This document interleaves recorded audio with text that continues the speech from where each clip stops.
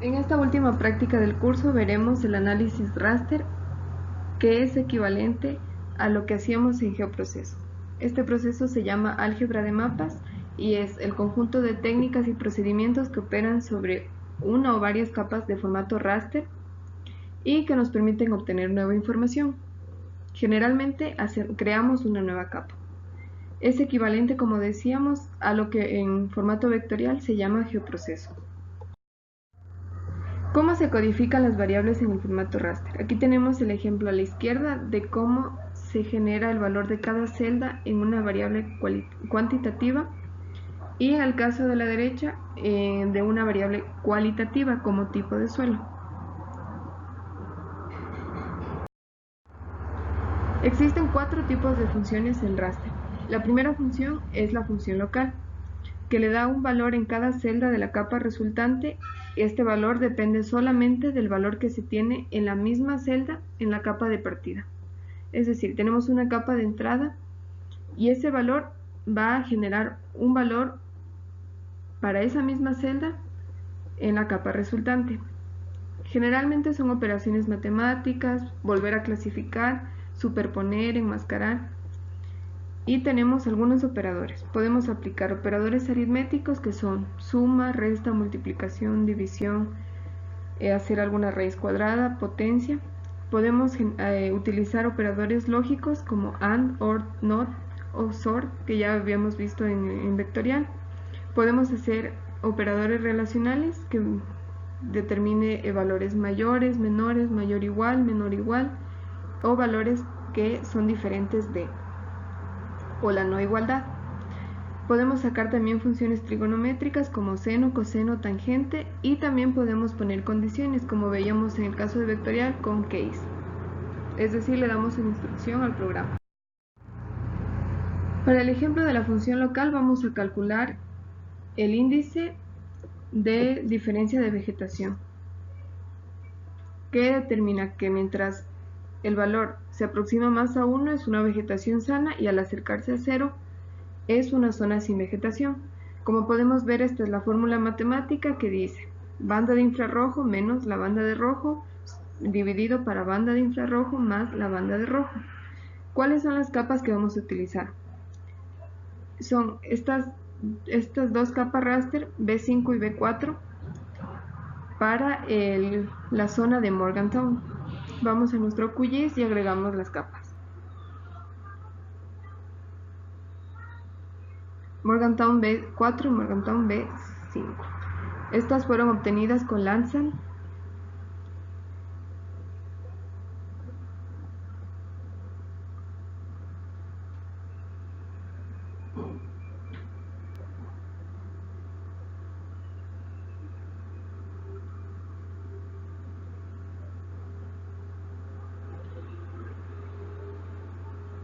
Esta guía de la que estamos tomando el ejemplo está disponible en el portafolio, que dejaremos en la descripción.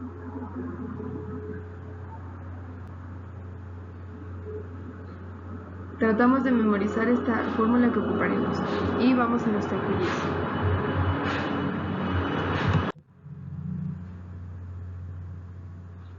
Vamos al menú de raster, calculadora raster, y vamos a ingresar nuestra fórmula. Recordaremos que la capa de infrarrojo era B5 y la capa de rojo sería B4. En el numerador teníamos infrarrojo menos rojo y en el denominador teníamos infrarrojo más rojo. Por ello, B5 más B4 y en el numerador B5 menos B4. Una vez que ingresamos esta fórmula, le damos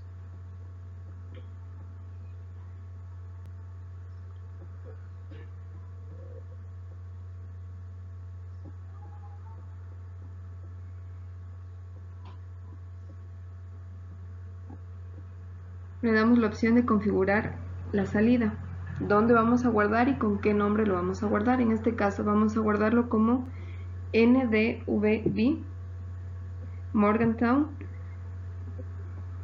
o el índice de vegetación de Morgantown. Le damos a la opción de aceptar y tenemos una imagen que no es interpretable. porque solo tenemos escala de grises. Vamos a cambiar las propiedades o el estilo de esta capa. ¿Qué sugiere la guía? Lo que nos sugiere la guía es un tipo de renderización de unibanda pseudocolor con un modo o forma de clasificar de intervalo igual con 4 clases, y nuestra paleta de color será espectral.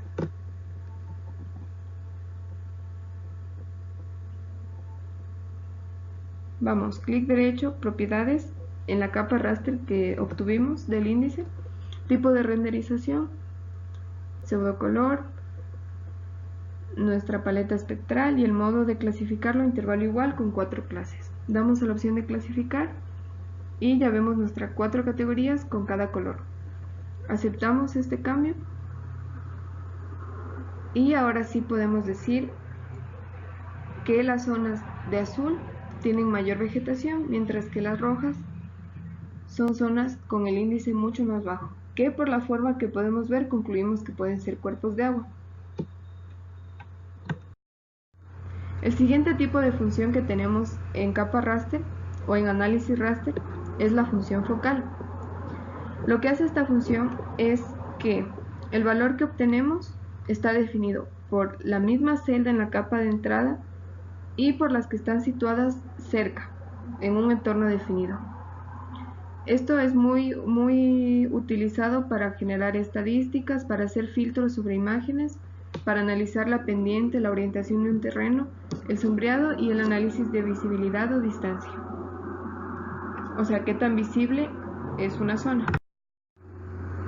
Para nuestro ejemplo vamos a aplicar un filtro a el índice que ya habíamos tomado. Vamos a nuestra caja de herramientas y escribimos filtro o filter. Vamos a filtro gaussiano y en los parámetros ponemos nuestra capa raster de entrada y en el campo NDVI no especificamos en ese momento cómo se va a llamar el archivo ni en dónde guardarlo, porque el programa suele arrojarlo como error, entonces lo obtenemos como archivo temporal y al final lo guardamos. Vamos a propiedades, estilo, tipo de renderización, al igual que en el caso anterior, pseudocolor, espectral, de intervalo igual con 4 clases, y vemos ya las 4 categorías con cada color. Vemos así general que lo que obtenemos es una imagen difuminada. ¿Qué hizo el programa? Hizo básicamente un análisis estadístico, como tratar de ver las zonas que tienen la misma media. Y a esas zonas las trató de difuminar, de agrupar, de filtrar, así a breves rasgos. Lo que hacemos, como dijimos hace un momento, es después de que hicimos el análisis guardar la capa, porque el programa así no lo arroja como error. Tenemos dos opciones: guardar la imagen como el dato crudo o ya con el estilo que tenemos, o sea, con los colores. Por ello lo guardamos como imagen renderizada. La tercera función que maneja el análisis raster es la zonal o regional. Aquí vamos a tener el valor de una celda, depende del valor que tenían todas las celdas conectadas en la capa de entrada. Entonces, todas las que pertenecían a una sola clase. Y el ejemplo más claro es sacar estadísticas de una zona. Puede ser, en el caso de la provincia, aquellas que son parroquias rurales son consideradas como una misma clase. Para nuestro caso ahora sacaremos el índice en función de los ríos. Agregamos nuestra capa de ríos Morgantown y si seleccionamos podemos ver que 1 determina los cuerpos de agua y 0 aquella parte del lugar en que no hay agua, que la cobertura es otra. Nuestra capa raster es la del índice de Morgantown y en el prefijo le ponemos NDVI. De la misma manera no guardamos este archivo de una vez, sino que después lo mantenemos como temporal para evitar errores. Y podemos ver, en el caso de 1 tenemos las estadísticas, el valor, la sumatoria de todo el índice de la zona, el promedio, el valor máximo, el valor mínimo. Guardamos nuestra capa como estadísticas. Aquí tendremos básicamente dos grupos, agua y otro tipo de coberturas. Ya dependerá del análisis que estemos haciendo cómo interpretaremos ese dato. Y la última función que maneja el análisis raster, que es la función global, en el que el valor que resulta se obtiene de todas las celdas de la capa. Es muy general en métodos de interpolación, de distancia euclidiana o la distancia más fácil o más cómoda para cruzar un territorio. Y de estadísticas globales o estadísticas de la capa. Para ello vamos a sacar el valor promedio, que como vemos es de 0.33 de toda la capa, pero ¿cómo obtuvimos ese valor? Es mediante la herramienta que está en la caja de herramientas, que se denomina estadísticas de capa raster. Nuestra capa de entrada será en la que tenemos los datos del índice de Morgantown y de la misma manera lo mantenemos como archivo temporal para evitar errores. Y nos arroja el valor. Nos arroja la sumatoria, que para este caso no nos es importante porque sabemos que el índice va entre 0 y 1 y ese valor lo supera por mucho. Entonces nos interesa saber en general cómo está la capa, cómo está nuestra zona de Morgantown, que es con una vegetación baja o regular.